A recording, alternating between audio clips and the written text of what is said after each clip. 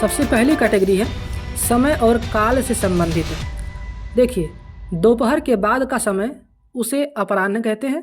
दोपहर से पूर्व का समय अर्थात सवेरे से दोपहर तक का समय उसे पूर्वाह्न कहा जाता है। दोपहर का समय मध्याह्न कहलाता है। सूर्योदय से पहले का समय उषा काल कहलाता है। रात्रि का प्रथम प्रहर प्रदोष कहलाता है। रात्रि का प्रथम प्रहर प्रदोष कहलाता है। रात्रि का दूसरा प्रहर निशीथ कहलाता है। रात्रि का तीसरा प्रहर को त्रियामा कहते हैं। शाम का समय जब पशु चर कर लौटते हैं उसे गोधूली कहा जाता है। 6 माह में एक बार होने वाला अर्धवार्षिक कहलाता है। 3 माह में एक बार होने वाला त्रैमासिक कहलाता है। वर्ष में एक बार होने वाला वार्षिक कहलाता है। पखवाड़े अर्थात 15 दिन में एक बार होने वाला पाक्षिक कहलाता है। जो सदा से चला आ रहा हो उसे अनवरत, चिरंतन, शाश्वत और सनातन कहते हैं। दूसरी कैटेगरी है ज्ञान, बुद्धि और इंद्रियों से संबंधित। देखिए, जो बहुत थोड़ा जानता हो उसे अल्पज्ञ कहते हैं। जो सब कुछ जानता हो सर्वज्ञ कहलाता है। जो कुछ भी नहीं जानता हो उसे अज्ञ या अज्ञानी कहते हैं। जो मन की बात जानता हो उसे अंतर्यामी या मर्मज्ञ कहते हैं। तीनों कालों को जानने वाला त्रिकालज्ञ या त्रिकालदर्शी कहलाता है। जो इंद्रियों द्वारा न जाना जा सके उसे अगोचर या अतीन्द्रिय कहते हैं। जो इंद्रियों की पहुंच से बाहर हो उसे इंद्रियातीत कहते हैं। जिसने इंद्रियों पर विजय पाली हो जितेंद्रिय कहलाता है। कुश की नोक सी तीखी बुद्धि वाला कुशाग्र बुद्धि कहलाता है। भले बुरे की पहचान का ज्ञान उसे विवेक कहते हैं। स्वभाव, आचरण और नैतिकता। अब हम लोग इस कैटेगरी को देखते हैं। देखिए, उपकार को मानने वाला कृतज्ञ कहलाता है। उपकार को न मानने वाला कृतघ्न कहलाता है। सत्य बोलने वाला सत्यवादी कहलाता है। कम बोलने वाला अल्पभाषी या मितभाषी कहलाता है। जो व्यक्ति अधिक बोलता हो उसे वाचाल कहते हैं। अच्छे आचरण वाला सदाचारी कहलाता है। बुरा आचरण करने वाला या अनुचित यौन संबंध रखने वाला व्यभिचारी कहलाता है। अपनी प्रशंसा स्वयं करने वाला आत्मश्लाघी कहलाता है। जो दूसरों में दोष खोजे उसे छिद्रान्वेषी कहते हैं। अब अगली कैटेगरी है शत्रु, विजय और वीरता। देखिए, जिसका कोई शत्रु उत्पन्न न हुआ हो उसे अजात शत्रु कहते हैं। जिसे जीता न जा सके उसे अजेय कहते हैं। जिसे पराजित न किया जा सके उसे अपराजेय कहते हैं। शत्रु का हनन करने वाला शत्रुघ्न कहलाता है। जिसने मृत्यु को जीत लिया हो मृत्युंजय कहलाता है। युद्ध में स्थिर रहने वाला युधिष्ठिर कहलाता है। अब अगली कैटेगरी है स्थान और दिशाएं। धरती और आकाश के बीच का स्थान अंतरिक्ष कहलाता है। जहाँ पृथ्वी और आकाश मिलते दिखाई दें उसे क्षितिज कहते हैं। पर्वत के पास की भूमि उपत्यका कहलाती है। जहाँ जाना कठिन हो दुर्गम कहलाता है। जहाँ जाना संभव न हो उसे अगम कहते हैं। उत्तर पूर्व का कोण इसे ईशान कहते हैं या ईशान कोण कहते हैं। अगली कैटेगरी है इच्छाएं। जीतने की इच्छा को जिगीषु कहते हैं। जीवित रहने की इच्छा जिजीविषा कहलाती है। जानने की इच्छा जिज्ञासा कहलाती है। मोक्ष की इच्छा रखने वाला मुमुक्षु कहलाता है। युद्ध की इच्छा रखने वाला युयुत्सु कहलाता है। तैरने या पार होने की इच्छा तितीर्षा कहलाती है। अब अगली कैटेगरी है अग्नि के प्रकार। पेट या अन्न को पचाने वाली अग्नि जठराग्नि कहलाती है। जंगल की आग को दावाग्नि या दावानल कहते हैं। समुद्र या पानी में लगने वाली आग को बड़वाग्नि या बड़वानल कहते हैं। अब कैटेगरी है भोजन संबंधी। देखिए, मांस न खाने वाला निरामिष या शाकाहारी होता है। मांस खाने वाला सामिष या मांसाहारी कहते हैं। जो केवल फल खाकर रहता हो उसे फलाहारी कहा जाता है। बहुत कम या नपातुला भोजन करने वाला उसे मिताहारी या अल्पाहारी कहा जाता है। जहाँ खाना मुफ्त मिलता हो उसे लंगर या सदाव्रत कहते हैं। अन्य महत्वपूर्ण है जिसके माता पिता न हों उसे अनाथ कहा जाता है। जो ईश्वर में विश्वास रखता हो आस्तिक कहलाता है। जो ईश्वर में विश्वास न रखता हो नास्तिक कहलाता है। गोद लिया गया पुत्र दत्तक कहलाता है। जिसका विवाह न हुआ हो कुमारी कहलाती है। बिना वेतन के काम करने वाला अवैतनिक कहलाता है। जो आंखों के सामने हो उसे प्रत्यक्ष कहते हैं। जो आंखों के सामने न हो उसे अप्रत्यक्ष या परोक्ष कहते हैं। अब अगली कैटेगरी है परिवार और मानवीय रिश्ते। जिसका जन्म पहले हुआ हो अर्थात बड़ा भाई उसे अग्रज कहते हैं। छोटा भाई को अनुज कहते हैं। जिसके माता पिता न हो उसे अनाथ कहा जाता है। जिसका विवाह न हुआ हो अविवाहित कहलाता है। विवाहित स्त्री से उत्पन्न पुत्र औरस कहलाता है। गोद लिया गया पुत्र दत्तक कहलाता है। बेटी का पति जामाता कहलाता है। जिस स्त्री का पति जीवित हो उसे सधवा या सौभाग्यवती कहते हैं। जिस स्त्री का पति जीवित न हो उसे विधवा कहते हैं। जिस पुरुष की पत्नी मर गई हो उसे विधुर कहा जाता है। एक ही माता के पेट से उत्पन्न भाई को सहोदर कहा जाता है। अगली कैटेगरी है जीव जंतु और प्रकृति। जल में रहने वाला जंतु जलचर कहलाता है। आकाश में विचरण करने वाला नभचर या खेचर कहलाता है। हाथी का बच्चा कलब या गज शावक कहलाता है। जिसका जन्म अंडे से हो उसे अंडज कहते हैं। नीले रंग का कमल इंदिवर या नील कमल कहलाता है। मछली के समान आँखों वाली मीनाक्षी कहलाती है। हिरण की आँख के समान आँखों वाली मृगनयनी। पसीने से उत्पन्न होने वाला स्वेदज होता है। जो स्वयं उत्पन्न हुआ हो स्वयंभू। अगली कैटेगरी है शासन, कानून और न्याय। सरकारी गजट में छपी सूचना अधिसूचना कहलाती है। एक व्यक्ति द्वारा चलाई जाने वाली शासन प्रणाली ये तानाशाही होती है।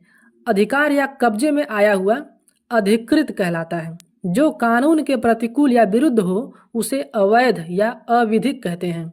जो संविधान के प्रतिकूल हो उसे असंवैधानिक कहते हैं। जिस पर मुकदमा चल रहा हो उसे अभियुक्त कहते हैं। जो दायर मुकदमे का बचाव करे उसे प्रतिवादी कहते हैं। राज्य के प्रति किया गया विद्रोह राजद्रोह कहलाता है। जिस पर शासन किया जाए उसे शासित कहते हैं। अगली कैटेगरी है साहित्य, कला और लेखन। जो तुरंत कविता बना सके उसे आशु कवि कहते हैं। ग्रंथ के अंत में जोड़ने वाला बचे हुए अंश परिशिष्ट कहलाता है। पुस्तक या लेखक की हस्तलिखित प्रति पांडुलिपि कहलाती है।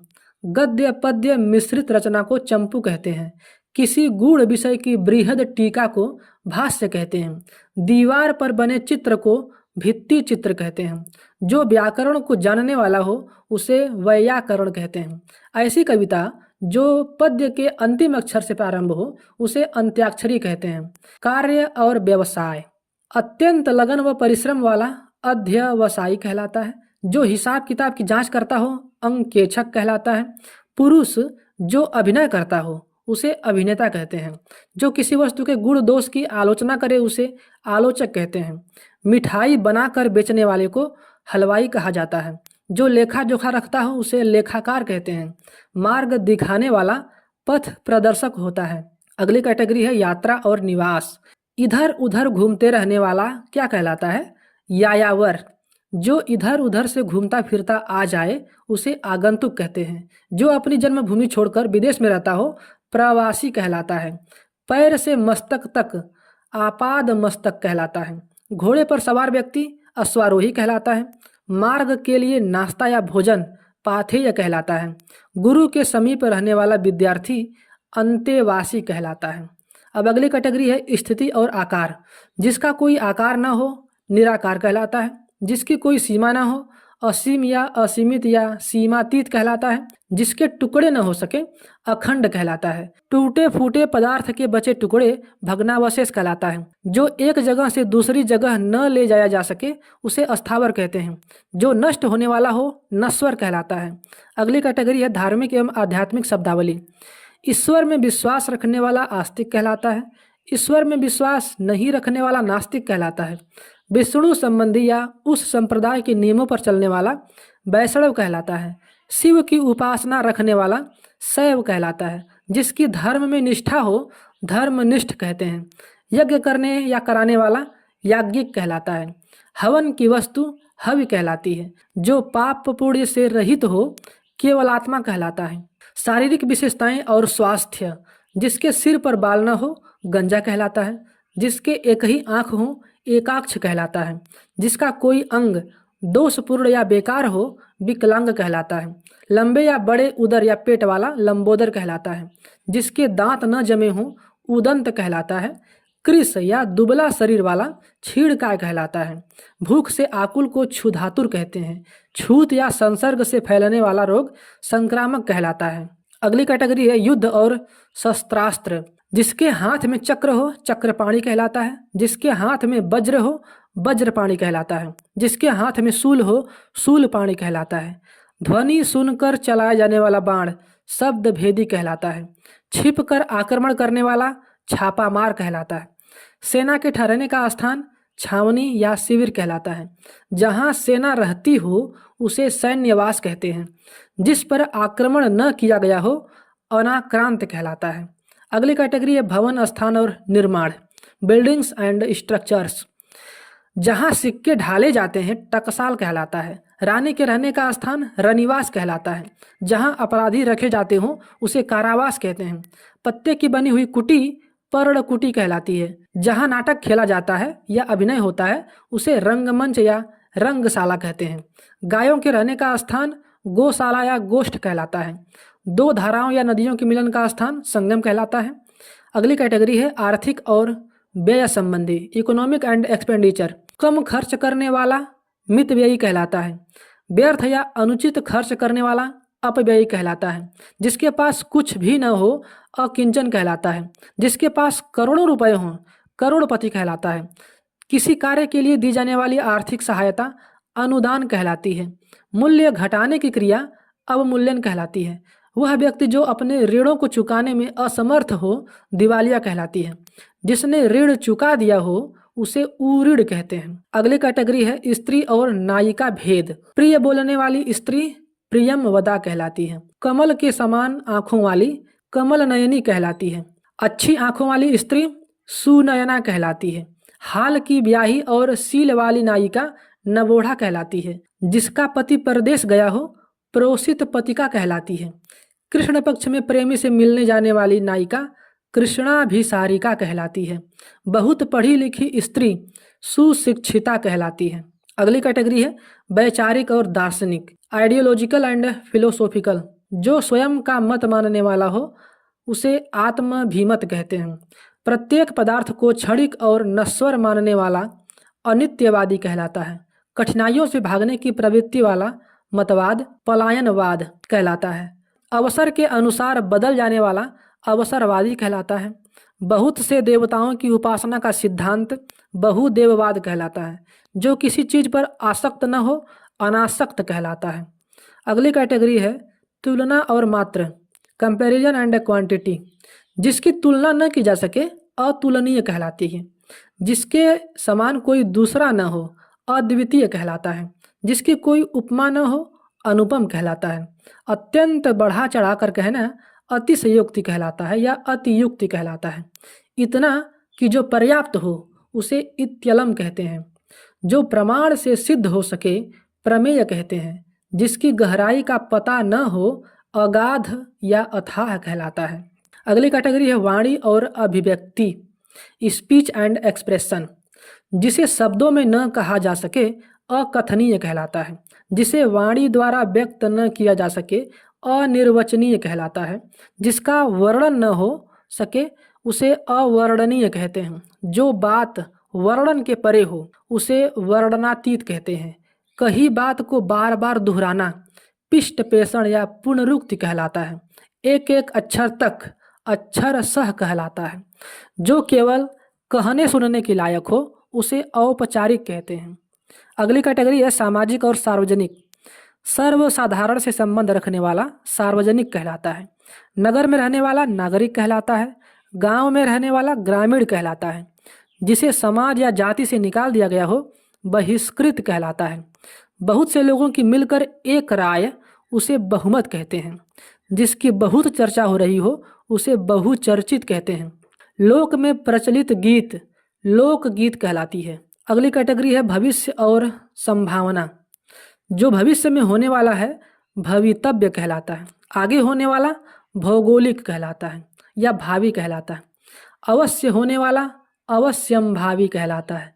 जो आगे अर्थात दूर की सोचता हो उसे अग्रसोची या दूरदर्शी कहते हैं। जो आगे की न सोचता हो उसे अदूरदर्शी कहते हैं। जो होने को हो या होकर ही रहे उसे होनहार कहते हैं। अगली कैटेगरी है योग्यता और अक्षमता, एबिलिटी एंड इनएबिलिटी। जिसमें कुछ करने की क्षमता न हो अक्षम कहलाता है। जो किया जाने योग्य हो करणीय कहलाता है। जिसे स्पर्श करना वर्जित हो अस्पृश्य कहलाता है। जिसमें कुछ करने की क्षमता न हो अक्षम कहलाता है। जो किया जाने योग्य हो करणीय कहलाता है। जिसे स्पर्श करना वर्जित हो अस्पृश्य कहलाता है। जो अनुकरण करने योग्य हो अनुकरणीय कहलाता है। जिसका उल्लंघन नहीं किया जा सके उसे अनुल्लंघनीय कहते हैं। जिसे टाला या छोड़ा न जा सके अपरिहार्य कहलाता है। अगली कैटेगरी है वस्तु और उपहार, ऑब्जेक्ट्स एंड गिफ्ट्स। जो वस्तु किसी दूसरे के पास रखी हो अमानत कहलाती है। पिता से प्राप्त की हुई संपत्ति पैतृक कहलाती है। शोभा हेतु फूल रखे जाने वाला पात्र फूलदान कहलाता है। कोई वस्तु जो किसी दूसरे को सौंप दी गई हो उसे हस्तांतरित कहते हैं। किसी वस्तु के बदले कोई वस्तु बेचने की क्रिया वस्तु विनिमय कहलाती है। चीन से आने वाला रेशमी कपड़ा चीनांशुक कहलाता है। अगली कैटेगरी है विविध मानसिक अवस्थाएं, मेंटल स्टेट्स। जिसे अपने कर्तव्य का ज्ञान न हो किंग कर्तव्य विमूढ़ कहते हैं। गर्वपूर्ण व्यवहार करना इठलाना कहलाता है। भय से घबराया हुआ भयाकुल कहलाता है। जिसे भले बुरे की ज्ञान न हो उसे अविवेकी कहते हैं। किसी की कृपा से अति संतुष्ट कृतार्थ कहलाता है। जिसका उत्साह समाप्त हो चुका हो उसे हतोत्साहित कहते हैं।